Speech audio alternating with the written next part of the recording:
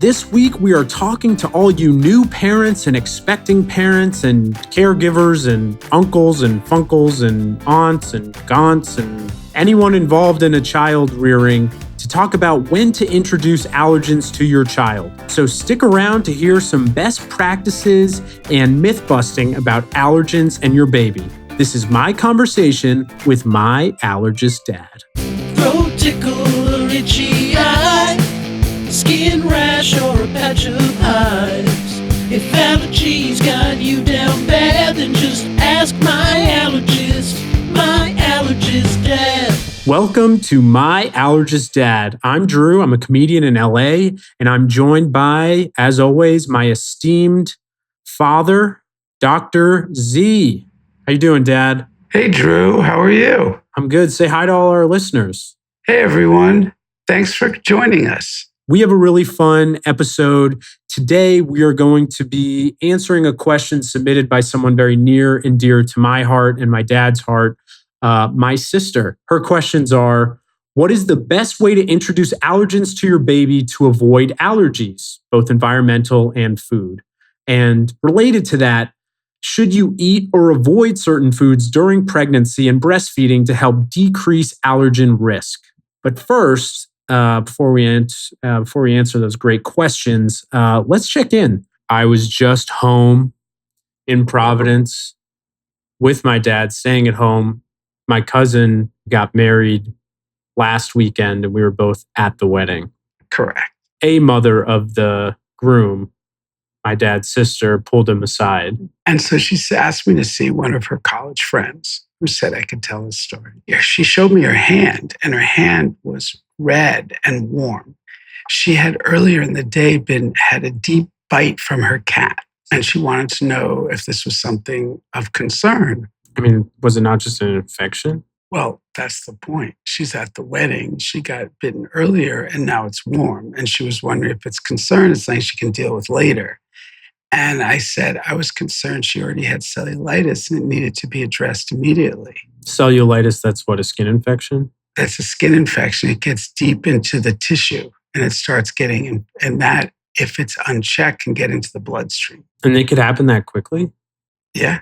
So they went to the emergency room at my recommendation. They left the wedding early and went to the emergency room. Did they leave before us? They left way before us. They left as soon as she saw me, and it was before the dancing or anything. So they missed the French fry bar? Yes, which we missed as well. Which in the long run is probably okay, but... Less heartburn. Yeah, you slept slightly better and I fit slightly better in my clothes now. Exactly. But you still had the mashed potato bar, which I recognize is a popular thing. Have you seen mashed potato bars at other weddings? No, but I was listening to the sports radio and he was talking about his upcoming wedding and the mashed potato bar. So all of a sudden, it must be something popular. Do you think they're getting married at that wedding's at the same venue? Possibly. It's Boston. Anyway, the point is, she ended up being admitted to the hospital and was on IV antibiotics. But the reason I'm bringing this whole story up is that when she went to the hospital, she told them she has a penicillin allergy. But the penicillin reaction or the allergy occurred when she was a child. She doesn't even know what happened. Wait, so you're saying she says she has a penicillin allergy, but she might not actually have one? Correct. In fact, but she has a history of a penicillin allergy that hasn't been addressed. So because of that, they wouldn't give her penicillin, which likely was the drug of choice for her infection, which required her to use 2 different IV antibiotics instead of 1 antibiotic of the penicillin class, which may have happened in this case, but they mentioned it to her. And so they told her she should see an allergist because even though she's not sure she's truly allergic, they couldn't give her penicillin. So you were just working this as a way to refer a patient back to yourself? Yes. Is she going to see you? Only if she can't get into another allergist. Oh, so it didn't really work. Because she lives far away. But the point I was trying to say is I routinely see patients who carry the diagnosis of penicillin allergy and really don't know if they have it. It's been since their mother told them to avoid it.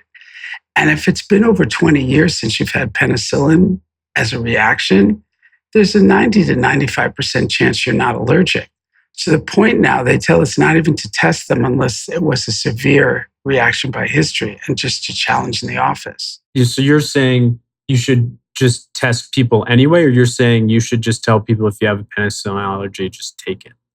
No, I would never say that. I was saying is that they're comfortable enough to have them come to us and be challenged without even testing. By challenge, you mean we give the antibiotics in our office to treat a reaction in case it occurs. For those who have not been along for the entire ride, challenge is in reference to having a dosage of your allergen in a controlled environment under the supervision of doctors. Very nicely put, Drew. That was really good, but it's true. So I saw a patient who had a severe infection. He was out west on vacation, has this history of penicillin allergy, which we subsequently showed he wasn't allergic. And he ended up going on these extra antibiotics that had trouble treating his infection. And he ended up going to the ICE intensive care unit, all because he couldn't have the drug of choice. So the point of this whole supposedly supposed to be short little discussion is if it's been over 20 years since you've had the penicillin reaction that you're telling the doctors you have it evaluated when it's not an acute need for antibiotics, because it's a good chance you're not allergic and it could be life-saving for you. It's very useful information. We're going to transition to the meat and potatoes, the meat and mashed potato bar of this episode, which is a question that was submitted by someone near and dear to both my heart and Dr. Z's heart, my older sister and his only daughter. And I think it's a useful double question, an interesting one for a lot of people. And a lot of people in my life right now, as more and more people in my cohort, including our amazing producer, are starting to have or expect children. So the question is, what is the best way to introduce allergens to your baby to avoid allergies, both environmental and food? And then related to that, which we can maybe tackle after, should you eat or avoid certain foods during pregnancy and breastfeeding to help decrease allergen risk? So let's start with the first one. What is the best way to introduce allergens to your baby to avoid allergies? So it's really interesting. You always say that. It's really interesting. That's my new way of speaking. I think that's good, though. It shows you are interested in your craft. I'm very interested. But what I tell you today may not be what they say in the future. And who is the they? The experts. Okay, it's kind of, yes, but it's based on what they tell us and what the research shows, but it's always evolving. When I was a kid, they had a TV show, which many of you are aware of, called Star Trek. And I always remember when the doctor at the time, Dr. McCoy, goes back in time and he sees a patient who is in a wheelchair. And he says to him, way back then, they thought eating healthy was good for you. He said, just eat the candy, eat that. We realize now that that was wrong. Isn't that like Sleeper? Yeah, maybe I had the wrong show, but it was something like that as well. And Sleeper, where they're in the future and they're all eating like steak and... Yes, but it was similar with McCoy. It's like, they didn't realize this. Anyway, the reason I'm telling you this is when you were a baby and your peanut allergy, they emphasized that the food allergy was on the rise, and they felt that the best way to do it, to prevent it, was to delay the introduction of the key food allergens and not to give the key food allergens until you're about 3 years old and allow the gut to mature. And then that's the better way to do it. Well, that ended up not being a good idea because the food allergies just kept rising. And they did a study in Israel, and they looked at rates of peanut allergy in Israel versus United States and the United Kingdom, and found that Israel had a 7-fold lower rate of peanut allergy. Because they're eating all the bombas? Exactly. That they noticed that they were introducing the peanut allergen at a very young age, and they came to the conclusion that this would work. But it's not as simple as you say. So there's several little pieces of your question. And that's why when it comes to allergy, and we've talked about it before, everybody looks at it in very two-dimensional. You should do this and that will work. People always want to take a supplement. People want to take a vitamin. They want to do all these things that's going to suddenly change it. I took turmeric and everything's good. And we've had this discussion before where it's multifactorial. And what they looked at the study of food introduction, what they found was that you really want to introduce allergenic foods, such as peanut, eggs, milk. Well, to tie into the second question, does breastfeeding count as an introduction to an allergen? So I actually asked my associate, Dr. Malik, who does all our food allergy and oral desensitization in our practice. And what he said is it's best to introduce eggs at 4 to 6 months and peanuts at 6 months.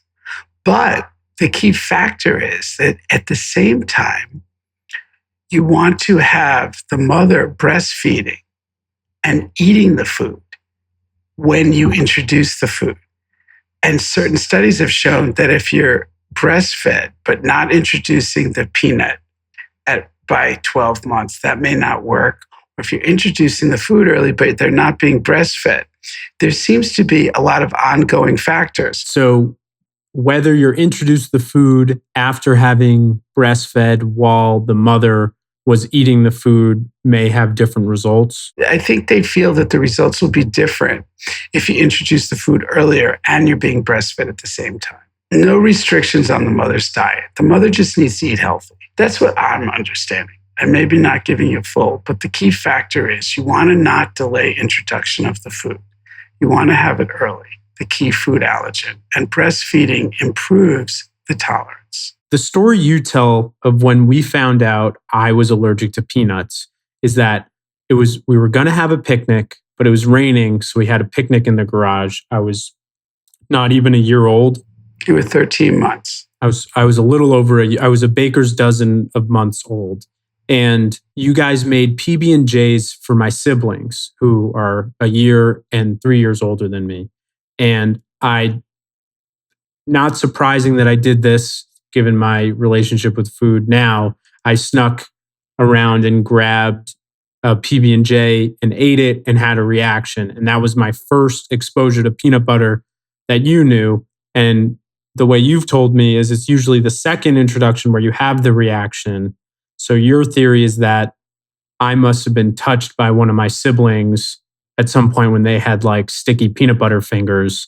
And then the second time when I ate it is when I had my allergic reaction. Exactly. So what we've learned is that delaying the introduction actually did not work because most of the allergen introduction was done through the skin. And so topical exposure, especially those who are prone toward eczema or had dry skin, led to the allergenic sensitization. So sometimes people are developing an allergy after their first interaction with something. But it wasn't your first interaction. You were having a lot of interactions. You're crawling around. There's peanut allergen in the dust. There's peanut allergen when people were touching you, getting it all over you, kissing you, things like that. So one of the things I told your sister, she said, so what is the best, besides breastfeeding, what's the best thing to do? So a lot of studies have talked about being on a probiotic for the infant. Like giving them yogurt or like a pill? There's some powders for infants. Well, you give my nephew a lot of probiotics because you're always giving him your kefir. But I also am he's been on a probiotic specifically for infants. Is it a gummy? No, it was a powder put in his milk. Oh. It was something put in his milk. But that and the whey protein I give him to bulk him up. Yeah, that's why he looks so strong. Yeah, Did you see him picking up the fire truck today? For those without the context, my nephew has an adorable fire truck costume and it lights up with a little siren when he presses it and he wears it and he looks like a little truck for Halloween. It's really cute. So getting back to protection, the other question your sister had is you want to make the skin intact as much as possible. So that's why it's really important to moisturize. dry skin in babies. So babies who have eczema or dry skin, that means the top layer is not fully intact. And there's a chance for the food allergen to get introduced to the allergy antibody producing cells through the skin. So don't rub peanut butter over your baby. Don't rub shellfish on your baby. Right. But in addition to that, you want to create a protective layer. So you want their skin to be intact. Wait, what do you mean skin intact?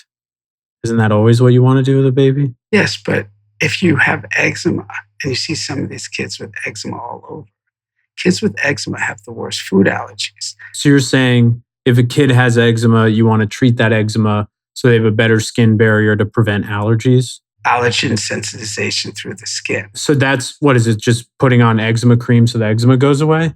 It's not eczema cream. A lot of times it's moisturizer.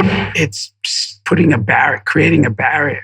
Everything in our body, a lot of the problems we have, a lot of people who complain about food sensitization, food intolerance, etc., that it has to do with the barrier itself, the lining that separates the outside from the inside, not being intact. It happens in the gut, it happens in the nasal passages, it happens in the airways, and it happens in the skin. So the more that you can have that natural barrier get normalized, the less you're going to have infections, you're going to have sensitization, allergy reaction. What barriers are you doing for your stomach or your nose? Are you like swallowing balloons, or are you... You're treating your allergies. You're saying keeping those things healthy makes them better barriers? Correct. And becoming not allergic. So as you desensitize someone, you no longer have that allergen. The more that you can make the barriers intact, the less sensitization that's going to occur and less risk of food allergies. And it's multifactorial in doing it. You're trying to maintain barriers and prevent introduction through the skin. But at what point do you do the introduction by eating it if some studies are saying earlier introduction is better? 4 to 6 months. Okay. So right now, the medical community at large, with a caveat that they might change their mind, like in Star Trek, says 4 to 6 months is a good time to start introducing your babies to potentially allergenic foods. Correct. And actually, you talked about the environment as well. It's the whole clean environment that a lot of studies have shown. Are you doing bubble boys on babies until... No, they're talking about the cat and the dog licking all over it, like our dog's licking all over the baby. Yeah, is that good or bad? That's good. Even at like 2 months? Yes, because when they're born, that's the whole farm theory, that when they're born on the farm, they have less allergies and asthma than when they're in the city without the pets in a very more germ-free environment. So the trad wives that my mom, your beloved wife, are very interested in right now. With the cows. Those trad moms are preventing allergies for their kids if they are in fact living that farm life. Yeah. Bring the kids with them while they're milking the cows, getting licked by them, all those things. So petting zoos are pretty good. Yeah. Throw Especially the younger you do it. When you do it later, then there's a problem. But if you can catch them early, it's good. It's all about introduction and getting healthy microbiome. So you taking my nephew to the zoo is making it so he's not allergic to elephants, he's not allergic to giraffes, he's not allergic to the moon bear or the snow leopard. May not be as good, but it sounds good. But he's not really he's not riding them, he's looking at them. Yeah, it has to be like riding the elephant for him not to be allergic to it. I think we touched on this before, and it seems like the answer was pretty brief, but should you eat or avoid certain foods during pregnancy and breastfeeding to decrease allergen or allergies? I don't think the studies have really shown that. I think the most important thing is for the mother to eat a healthy diet. There is a chance that when a child becomes allergic, if they're being breastfed, at the same time they're starting solids, that it might be healthier for the mother to not eat the food. But if they're not reacting while the mother is eating the food, because there's a lot less of the food that they're exposed to, then it should be okay. But if they have bad eczema and their eczema is due to the food, so let's say that the baby has bad eczema and you identify that the eczema is due to milk allergy and you stop the milk and the skin clears, but they're breastfeeding and then they're starting to break out again, then it's worth stopping it. So according to Dr. Malik, there's only trace amount of peanut allergy, peanuts in the breast milk. So the mother need not avoid peanuts in a peanut allergic infant. And that's for breastfeeding. Yes. But I guess it's interesting because you're saying your associate is saying there's trace amounts of peanuts in the breast milk when you're eating peanuts and breastfeeding. But how does that trace amount compare to the amount of an allergen that you're giving to patients who are on the sublingual immunotherapy program, where they're getting exposed to allergens to decrease their sensitivity? Honestly, I never thought about that, so I can't tell you. But the point is, it's all about... Could this be a way to pitch a research trial? Do some breastfeeding compared to sublingual immunotherapy? Yeah, can you imagine? I guess, but you would need adult patients breastfeeding? Yeah, it's kind of Sign funny. me up. No. Am I allowed to be in that trial or no, because I'm too close to the orchestrator? Well, it's really the company that's doing the trial, so you might be able to sneak in. But the point of the matter is just because someone has food allergies, and that's a really good question. Everybody thinks it's black and white. They'll say, oh my God, there's an allergen in there. But many people will tolerate a certain amount. They have a threshold amount. And then the whole idea is with the sublinguals, their threshold improves. I remember I had this girl who was on the sublingual immunotherapy, and she had been on it for years and then wanted to do a peanut challenge. So we did a peanut challenge in the office, and she had the equivalent of about 15 peanuts. But then when we gave her an open peanut butter sandwich, she had an allergic reaction. I had to give her epinephrine 2 times. So the point was she was fairly frustrated because she had been on the sublingual and she ate the peanut butter and she had a reaction. But I looked at the positive amount of that, and that's something they talk about at the Mount Sinai Center, is that she did tolerate about a quarter of a sandwich, which means that... She takes a bite of something, she's okay. Yeah, that's the whole point. She just can't eat peanuts. But she had a bite. She had to eat a lot for her to need treatment. So we were able to improve her threshold. Yeah.